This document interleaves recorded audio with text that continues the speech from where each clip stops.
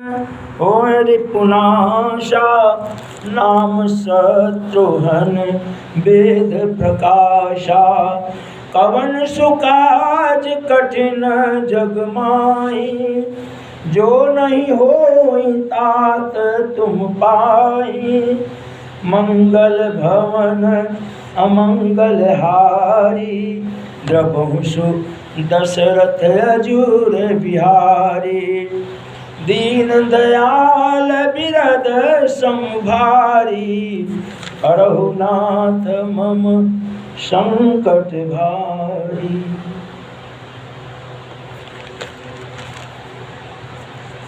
बोलिए पौंसुत हनुमान जी महाराज की जय।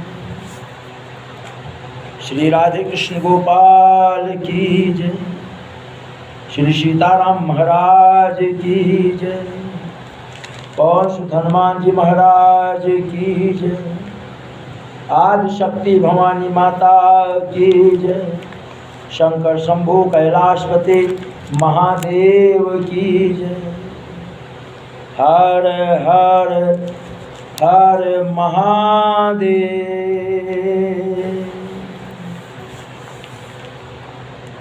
जय जय श्री राधे। श्री राम जय जय राम। श्री राम जय जय राम। श्री राम जय जय राम। श्री राम जय जय राम। श्री राम जय जय राम। श्री राम जय जय राम। जय हनुमान जय जय सिया राम। श्री राम जय जय राम।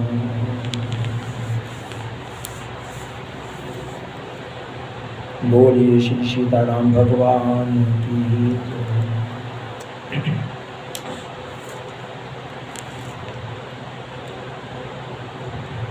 रामचरितमानस में ऐसा वर्णन है कि राम राम कही और राम राम कही राम। तनु परिहरि रघुवीर, बिरह राव गयो सुरधाम। रामचरितमानस में ऐसा वर्णन है कि महाराज राजा दशरथ ने माता कैकेयी को बहुत समझाया और कहा कैकेयी, तुमने जो दो वर मांगे कि राम को वनवास और भरत को राजगद्दी, और वनवास भी किस तरह से, बड़ी अद्भुत बात कि वनवास किस तरह को हो कि तापस वेश विशेष उदासी, 14 वर्ष राम वनवासी। पुत्र शोक में महाराज दशरथ ने प्राण को त्याग दिया। बहुत ही विचारणीय विषय था।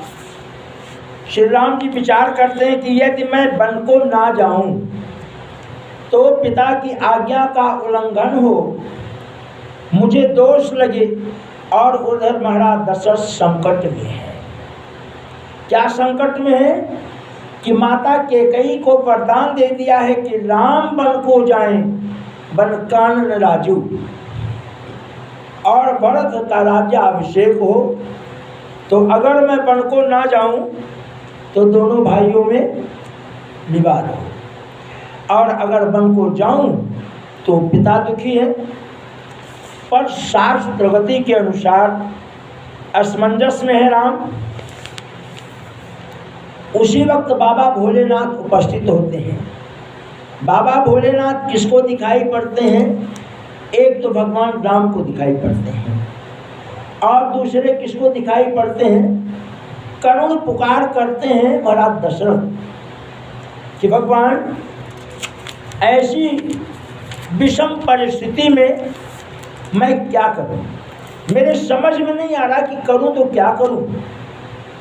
तो भगवान शंकर कहते हैं, महाराज पहली बात तो मुझे ये बताइए, यानी राम ने भगवान शिव को आवाहन किया कि आज हमारे इस संकट की घड़ी में उपस्थित होइए और जो उचित है उस मार्ग का अनुसरण कीजिए, अर्थात हमें क्या करना चाहिए और हमारे पिता को क्या करना चाहिए, आप ज्ञान दीजिए।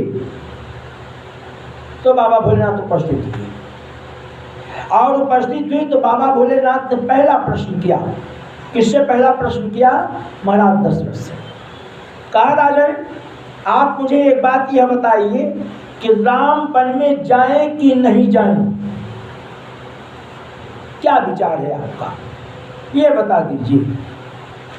बाबा तुलसीदास वर्णन करते हैं रामचरितमानस में, अयोध्या कांड दोहा नंबर 44 में, कि तुम प्रेरक सबके हृदय असोमति राम ही देहु, बचन मोर तज रहि पर अपरिहरि स्नेहु,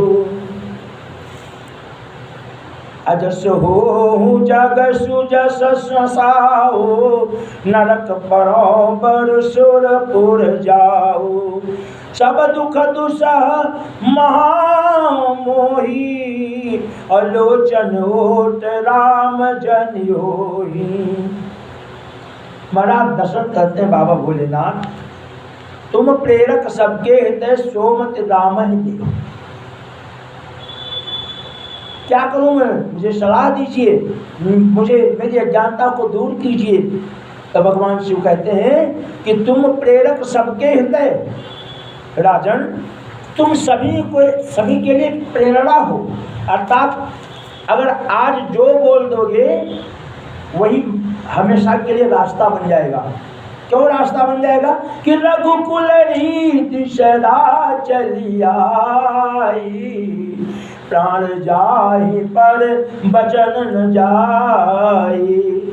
क्योंकि आपके कुलधाम खानदान की जो रीति है वो प्राण चली जाए लेकिन बात कह करके बदली नहीं जाती है। राजन इस बात को विचार करके ही कुछ बोलना। बचन मोर तज रहि पर परिहरि स्नेहु, कुछ ऐसा रास्ता निकालिए। कौन कहते हैं?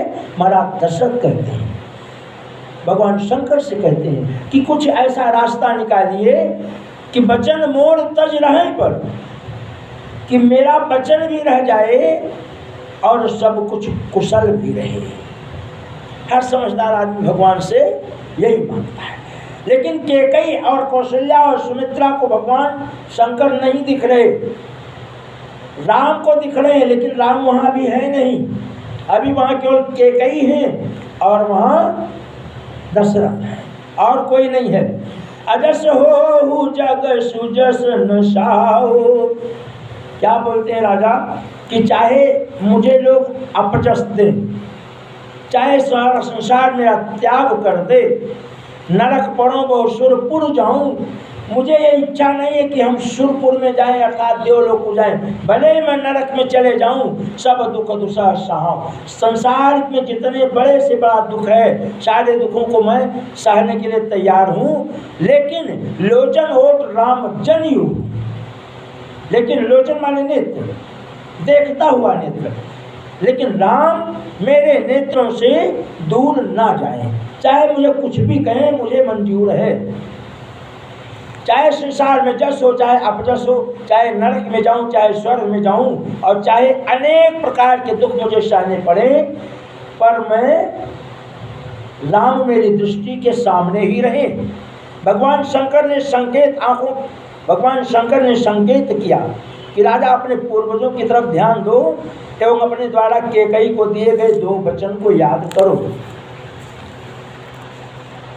महाराज दशरथ विचार करते हैं कि बात तो सही है कि आज दिलीप, रघु, निमि ये सब और हरिश्चंद्र, चंद्र तरह सूरज तरह चरण सत्य विचार, ऐसे महाराज हरिश्चंद्र थे।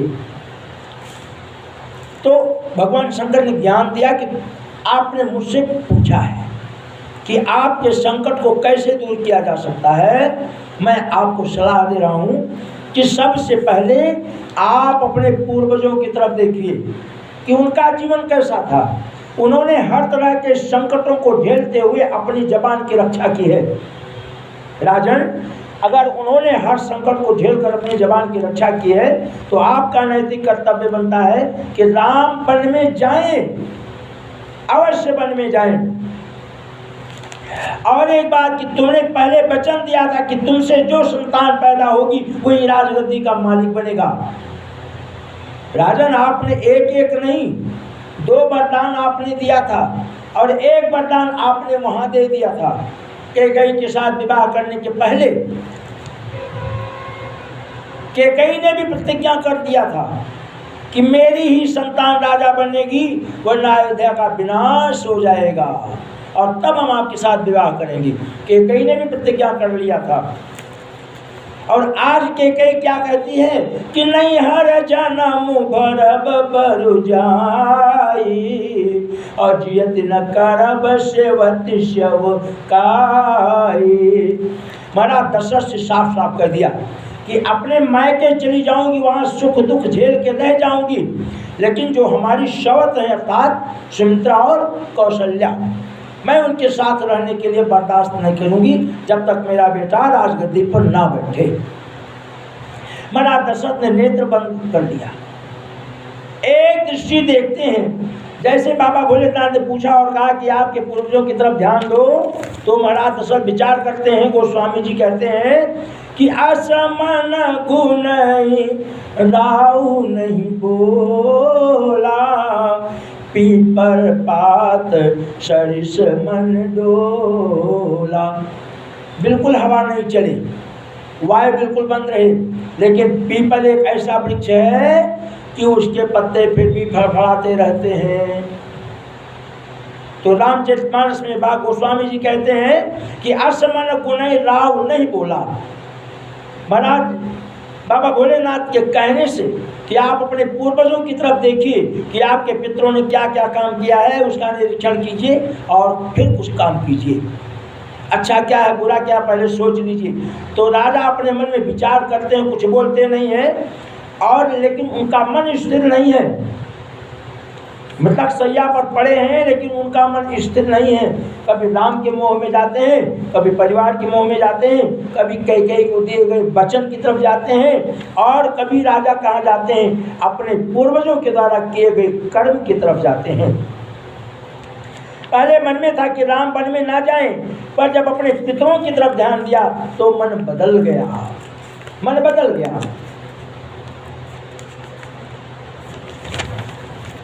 बाबा तुलसी ने प्रमाण दिया कि असमन गुण राव नहीं बोला, पीपर पात सरिस मन डोला।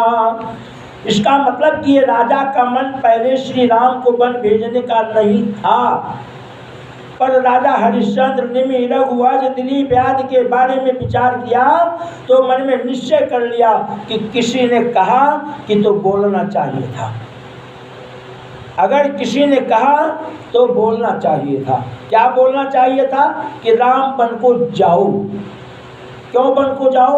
हमारे कुल खानदान की व्यवस्था है कि रघुकुल रीत सदा चली आई, प्राण जाए पर वचन ना जाई। ये हमारे कुल खानदान की व्यवस्था है।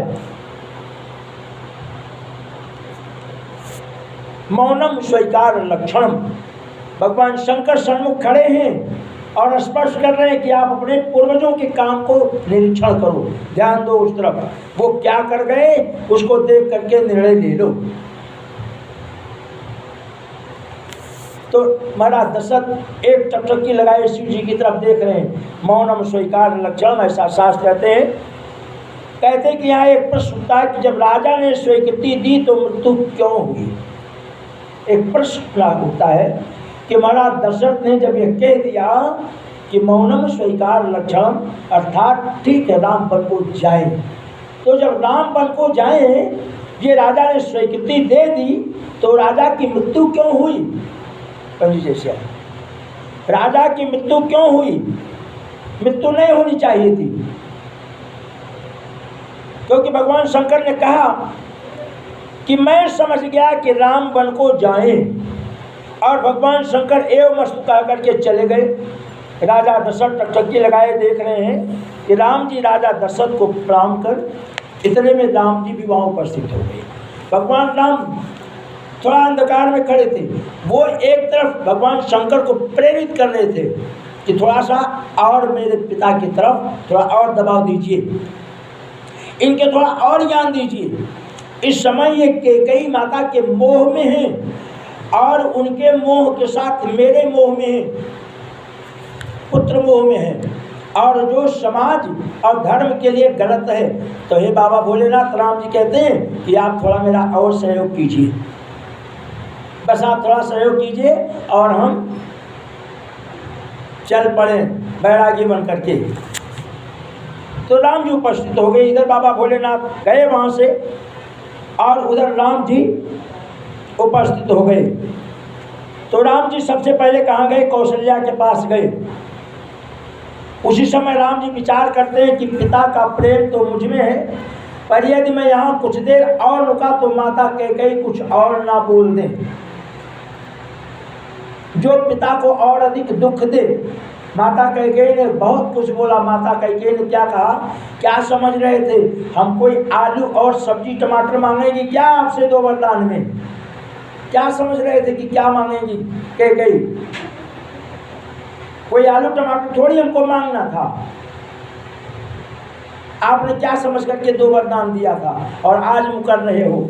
इस बात को रामचंद्र विचार करते हैं कि अगर मैं थोड़ी देर और रुक गया, कौशल्या माता से कहते हैं, तो कैकेयी माँ पिता को कुछ और भी दुर्वचन कह सकती है। तो पिता को दुर्वचन कोई और कहे, यह पुत्र कैसे सुने? इसलिए मैं चाहता हूं कि माँ कौशल्या मुझे आदेश करो, मैं जल्दी से वन को जाऊं। और कौशल्या को ये बोल करके और निकल पड़े वहां से, कैकेयी के पास आए। रघुपति पिता ही प्रेम बस जानी, अपुन कछु कहाई मातु अनुमानी। राम जी को भवन में गए तो माता कैकेयी ने पूछा कि माँ, माता कैकेयी से पूछा क्या बात है, कोप भवन में क्यों बैठी हो, और ये पिताजी कैसी अवस्था में है, इनको क्या कष्ट है? तो कैकेयी ने कहा कि बात बहुत छोटी सी, और राजा की मेरी समझ में नहीं आ रहा कि आखिर बात इतनी छोटी और राजा इतना विवश क्यों है, राजा दुखी क्यों है? तो राम जी पूछते हैं, कैकेयी ने राम जी से साफ साफ कहा कि थोड़े हूँ बात पिता दुख भारी। बात बहुत छोटी सी थी कि 2 वरदान हमने मांगा था कभी, और आज 2 वरदान देने के लिए हमने कहा तो आपके पिताजी दुखी हो गए, और कोई बात नहीं। जय जय श्री राधे। और कोई बात नहीं। तो थोड़े हो बात पिता दुख भारी, और होए प्रतीत न मोहि महतारी। मुझे ऐसा कुछ मालूम नहीं पड़ रहा है कि आखिर मैंने ऐसा क्या कह दिया महाराज दशरथ को कि जो ये दुखी हो गए। भगवान राम कहते हैं कि माता की अवस्था छोटी सी बात की नहीं है। माँ कैकेयी जो आप कह रही हैं, हम जो देख रहे हैं पिताश्री को, ऐसा लगता है कि आपने कोई बहुत बड़ी बात कही है। अभी राम को ये पता नहीं है कि हमें बन जाने की तैयारी करनी है। राम को पता नहीं है। कौशल्या के पास जाते हैं, कौशल्या के पास को इतना ही कहते हैं कि कैकेयी ने लगता है कुछ कह दिया है कोप भवन में, इसलिए हो गई है, और पिताजी कोप भवन में इसीलिए गए हैं, इसलिए चलकर देखना चाहिए कि कहीं कुछ और न कह दे, कि कहीं पिता को कुछ और न कह दे। तो राम फटाफट पहुँच करके आ गए कैकेयी के कोप भवन में, कैकेयी के पास, और कैकेयी से पूछा कि बात क्या है। और पीछे पीछे और उधर कौशल्या क्या कर रही है? कौशल्या प्रसन्न मुदित है कि राम का राज्य अभिषेक होगा। तो पुनः पूछते माता सच बताइए बात क्या है? कैकेयी माता कहती कि राम महाराज सिर्फ राम को अयोध्या के राजा के रूप में देखना चाहते हैं, और मैं अपने राम को जगत के राम के रूप में देखना चाहती हूँ। राम, इस कारण से मैं तुम्हें वन भेजना चाहती हूँ। और वहाँ कैकेयी को यह पता नहीं कि भगवान शंकर राजा का मन बदल कर चले गए, क्योंकि कैकेयी को भगवान शंकर नहीं दिखते, लेकिन महाराज दशरथ को दिखते हैं।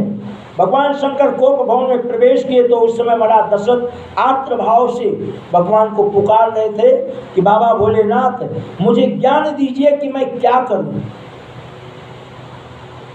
और भगवान उपस्थित हुए तो भगवान ने कहा कि करना कुछ नहीं है, आप अपनी वंशावली निरीक्षण कीजिए कि आपके यहाँ मनु हुए, आपके यहाँ दधीच हुए, आपके यहाँ जो है हरिश्चंद्र हुए, आपके यहाँ निमि हुए, आपके यहाँ रघु हुए, आपके यहाँ अज हुए, आपके यहाँ दिलीप हुए, और गंगा को अवतरित करने वाले भागीरथ भी आपके कुल खानदान के हैं।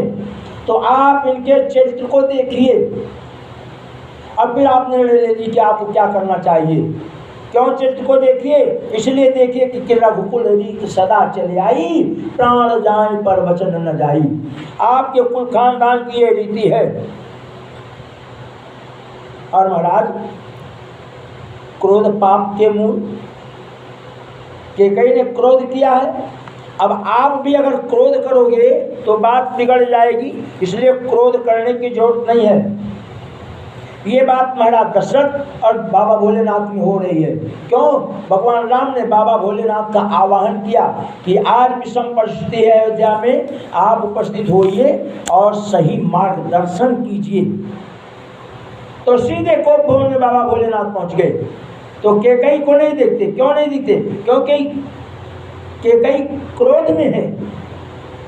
अर्थात भगवान के दरबार में जाकर के आदमी को कभी दुनिया भर की बात नहीं सोचनी चाहिए, एक ही बात सोचनी चाहिए कि प्रभु आपका दर्शन मुझे मिल जाए तो अति उत्तम है।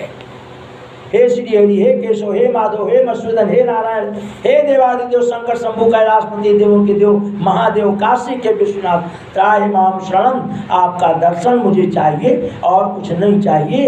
इतना ही जाकर के भगवान के दरबार में हर आदमी को कहना चाहिए, तो क्रोध अपने आप शांत हो जाएगा और ठाकुर जी की कृपा बरपेगी। कैकेयी माँ कहती कि राम तुम्हारे पिता तुम्हें अयोध्या की गद्दी देना चाहते हैं और हम तुम्हें विश्वनाथ बनाना चाहते हैं। हमारे विचारों में और उनके विचारों में केवल इतना ही अंतर है और कोई अंतर नहीं है। हम तुम्हें संपूर्ण जगत का नियंता बनाना चाहते हैं और तुम्हारे पिता केवल अयोध्या का राजा बनाना चाहते हैं। कैकेयी माँ कहते कि तुम राम जब तुम कोल करात भील बनवासी आदि के बीच में जाओगे, शबरी का, गिद्धराज का, जटायु का उद्धार करोगे, तो राम सच में बताओ कि तुम विश्वनाथ बन जाओगे कि नहीं बन जाओगे। ये कैकेयी कहती है। और तुम्हें सारा विश्व तुम्हारे व्यक्तित्व को जानेगा, तुमको जानने लगे। विश्व रूप रघुवंश मणि, और रघुवंश में तुम एक मणि के रूप में प्रसिद्ध हो जाओगे। कैकेयी के विचार रामभद्र जी को बहुत अच्छा लगा। और एक बात कि 5 साल की अवस्था भगवान राम की थी, तो कैकेयी ने भगवान राम से एक संकल्प लिया था कि आज से तुम अपने व्यवहार को अयोध्या में इस तरह से रखो कि तुम अयोध्या में रहो तो भी किसी को दुख ना हो, और अयोध्या से चले जाओ तो भी किसी को दुख ना हो, और दुख हो अगर तो तुम्हें उसका संकट नहीं महसूस हो। अर्थात प्रेम से तुम अयोध्या छोड़कर चले जाओ। तुम्हें किसी का प्रेम नहीं लगे कि कैसे अयोध्या जाऊँ, ये माता है, ये पिता है, ये भाई बंधु है, ये अयोध्या वासी हैं, कैसे इनको छोड़ करके जाऊँ। तो ये 2 बात संकल्प लिया था कैकेयी ने 5 वर्ष की अवस्था में कि तुम्हें वनवास दूंगी मैं, और यह बात किसी को पता नहीं चले। वनवास क्यों दूंगी, ये समय आने पर आएगा तब मैं बताऊंगी। और आज समय आया तो कैकेयी ने भगवान राम को वनवास दिया और राम से कह दिया कि करात भील वनवासी आदि के बीच में पूरे देश में तुम भरण करोगे और सबका कष्ट हरण करोगे तो विश्वरूप रघुवंश मणि कहलाओगे। इसलिए राम हमारे में और तुम्हारे पिता के वचनों में यही अंतर है। इस कारण से ये दुखी हो गए और मैं तुम्हें विश्वरूप बनाना चाहती हूँ। भगवान राम को कैकेयी की यह बात बिल्कुल अच्छी लगी और कैकेयी ने कहा कि महलों में क्या है, वो तो जगत का आधार, उसके लिए क्या महल और क्या वनवास। कैकेयी कहती कि राम विकास का संबंध सुविधा से है और प्रकाश का संबंध व्यक्तित्व से है। अगर संसार में विख्यात होना चाहते हो, सबसे स्वागत चाहते हो, तो वनवास जाना है तुम्हें। और यही सिद्धांत है। एक व्यक्ति का जीवन सुविधावादी नहीं होना चाहिए, सिद्धांतवादी होना चाहिए। ये माता कैकेयी समझा रही हैं कि राम को सुविधा में रहोगे तो कहा कि पिताजी जब तक कमा कर दे गए तब तक मजे कर लो, और जब खुद कमाने के लिए तैयार नहीं रहोगे तो कहाँ से आएगा। इसलिए सुविधावादी जीवन नहीं होना चाहिए, सिद्धांतवादी जीवन होना चाहिए। इसलिए हे राम, ये कही कि तुम्हें सुविधा नहीं सिद्धांतवादी बनाना चाहती है। भले ही हमें अपजस मिले, भले ही हमें कुछ भी कहें, पर राम हम तुम्हें विश्व रूप देखना चाहती हैं, विश्वनाथ बनाना चाहती हैं। बाबा तुलसी लिखते हैं कि त्रिभुवन महिमा विदित तुम्हारी, संपूर्ण तीनों लोक में तुम्हारी महिमा का प्रचार प्रसार हो, हम ये देखना चाहते हैं और इसलिए हम तुमको वनवास देना चाहती हैं।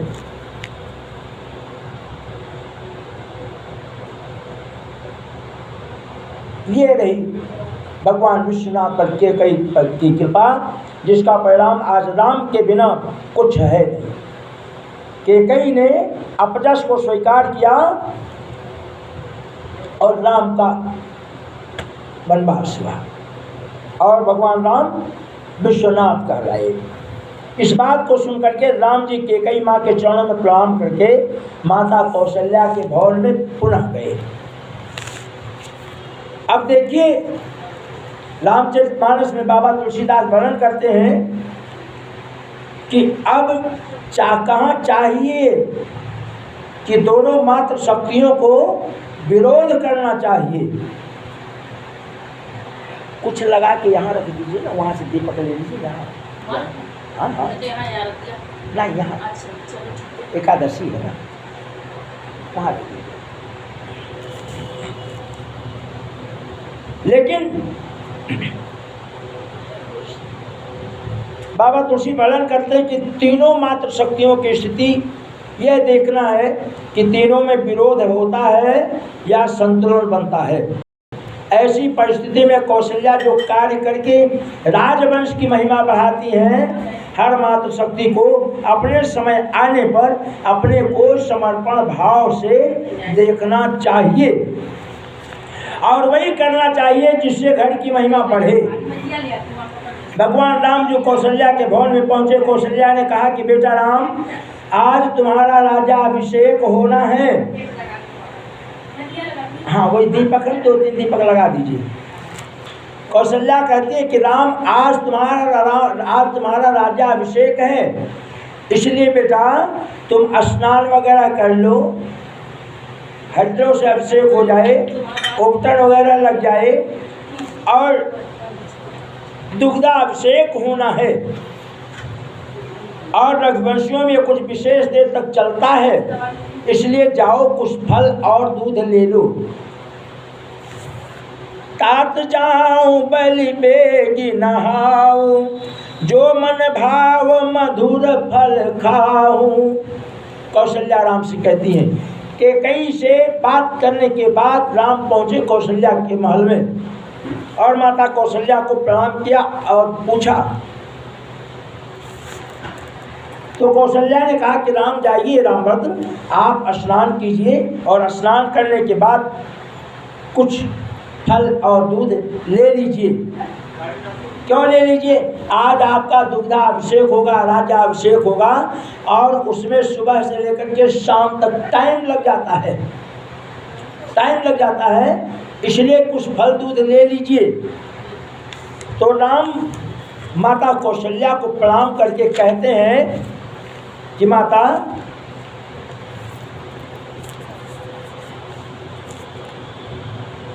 काहे का राजा और काहे का स्नान? मुझे तो पिताजी ने जंगल का राजा बनाया है और जहाँ स्नान करने की जरूरत नहीं है वहाँ तो कंदमूल फल बिना स्नान के लिया जा सकता है, और जंगल का राजा तो शेर होता है, शेर को स्नान करने की कहाँ जरूरत पड़ती है। इसलिए माँ स्नान करने की जरूरत नहीं है, कुछ फल फूल वगैरह ग्रहण करने की जरूरत नहीं है। पिता दीन मोहि कानन राजू, पिताजी ने मुझे जंगल का राजा बनाया है, जहाँ सब भांति मोर बड़ काजू, और आयसु देहि मुदित मन माता, जय मुद मंगल कानन जाता। माता कौशल्या के नेत्र में आंसू आ गए। राम ने कहा कि प्रसन्न मन से मुझको आदेश कीजिए, आज्ञा दीजिए कि मैं वन को जाऊं, अमुद मंगल कानन जाता, वह मंगल जो जंगल है वहाँ मेरा अमंगल ना हो, सब कुछ जो हो मंगल ही मंगल हो। मुझे ये आप आशीर्वाद दीजिए और आदेश दीजिए कि मैं जल्दी से जल्दी अपने कर्तव्य का पालन करूं। शास्त्र में ऐसा वर्णन है कि प्रतिकूलता को अनुकूलता में बदलने की घड़ी ऐसे समय पर चल रही है। देवी कौशल्या विचार करती है कि राम ने बिल्कुल ठीक ही कहा है, पर मैं राम की माँ हूँ। तो कहती क्या है कि जो केवल पितु आयसु ताता, हे पुत्र राम, अगर केवल पिता ने आदेश किया है तो बन जाने की जरूरत नहीं है, क्योंकि हम तुम्हारी माता हैं। और पिता का धर्म क्या है कि बच्चे के माँ से भी कुछ पूछ ले कि भाई मुझे ऐसा करना है तो क्या करना चाहिए। पर राम तुम्हारे पिता ने मुझसे तो कुछ पूछा नहीं, उन्होंने आदेश कर दिया, तुम कह रहे हो। लेकिन मैं कहती हूँ कि जो केवल पित आय सुताता, और तो जन जाहु जानी बड़ी माता, मैं तुम्हारी माताओं में सबसे बड़ी माँ हूँ और वन मत जाओ, ये मेरा आदेश है। पिता का आदेश है वन को जाओ और मेरा आदेश है कि वन को मत जाओ। क्यों? हम तुम्हारी बड़ी माता हैं, इसलिए केवल पिता के कहने से कोई बात नहीं बनती है। लेकिन जो केवल पित आय सुताता, एक बात कहा, कौशल्या दशरथ के कई तीनों के बीच में विचारों का भेद आ रहा है। क्या भेद आ रहा है कि रामचरितमानस का संतुलन धन्य है कि माता कौशल्या क्या कहती हैं, कहती है कि अगर जो पित मातु कहो बन जाता, तो कानन सत अवध समाना। अगर माता और पिता ने दोनों ने कहा है, अर्थात कौशल्या कहती हैं कि अगर कैकेयी ने भी कह दिया है तो तुम्हारे लिए कानन मतलब वन, वो एक अवध नहीं हजारों अवध के सुख के बराबर होगा। इसलिए राम, अगर माता ने भी कहा है, पिता ने भी कहा है, तो वन को जाइए, ये मेरा आशीर्वाद है कि वन भी तुम्हारे लिए हजारों अयोध्या के बराबर होगा। और पितु बन देव मातु बनु देवी, खग मृग चरण सरोरो सेवी, पशु पक्षी सब तुम्हारी सेवा करेंगे, ये मेरा आशीर्वाद है। ऐसा कह करके माता कौशल्या के नेत्रों में आंसू आ गए और वो एक तरफ चली गई। और भगवान राम तत्काल तैयारी करने लगे बन जाने की। और माता कौशल्या मन में विचार करके कि वही है सो जो राम रचि राखा, हम सबसे बड़ी रानी हैं। और आर्यावर्त का जो नियम है कि हम सबसे बड़ी हैं, तो आर्यावर्त का नियम है और आर्य स्त्रियों का धर्म बनता है कि परिवार टूटने ना पाए, चाहे कुछ भी त्याग करना पड़े। परिवार टूटने ना पाए, चाहे कुछ भी त्याग करना पड़े। इसलिए मेरा भी धर्म बनता है कि झगड़ा करने के बजाय कैकेयी से कि ये मेरा बेटा है, तुम्हारा नहीं है, ऐसा कहने के बजाय राम को बन जाने दो, इसमें भी कुछ अच्छाई होगी। माता कौशल्या ऐसा कह करके और एक शाही हो गई। कि ठीक है वहीं सोज राम रचि राखा। अब पुनः वापस यही प्रसंग आता है कि दशरथ की मृत्यु का, कि दशरथ ने मौन स्वीकृति दे तो दी, तो फिर महाराज दशरथ की मृत्यु क्यों हुई? और मृत्यु होनी चाहिए थी, पर हुई क्यों? जो मृत्यु नहीं होनी चाहिए थी, क्यों राजा ने स्वीकार कर लिया कि ठीक है कैकेयी तुमने कह दिया रामपन को जाए, मैं स्वीकार कर लेता हूँ, तो फिर उनकी मृत्यु नहीं होनी चाहिए थी, मन प्रसन्न रहना चाहिए था। लेकिन माता कौशल्या ने बन जाने का आदेश दिया और राम जी को उधर दशरथ के पास उपस्थिति कराई गई। राम की तरफ महाराज दशरथ टकटकी लगा करके देख रहे थे। एक बार राम की तरफ देखते हैं, एक बार आकाश की तरफ देखते हैं। आकाश की तरफ देखते हैं तो समस्त देवता महाराज दशरथ को संकेत करते हैं। क्या संकेत करते हैं? कि रघुकुल रीति सदा चली आई, प्राण जाई पर वचन न जाई। क्योंकि सबकी जीवा पर सरस्वती विराजमान है, सब एक साथ होकर के लगे हैं कि कहीं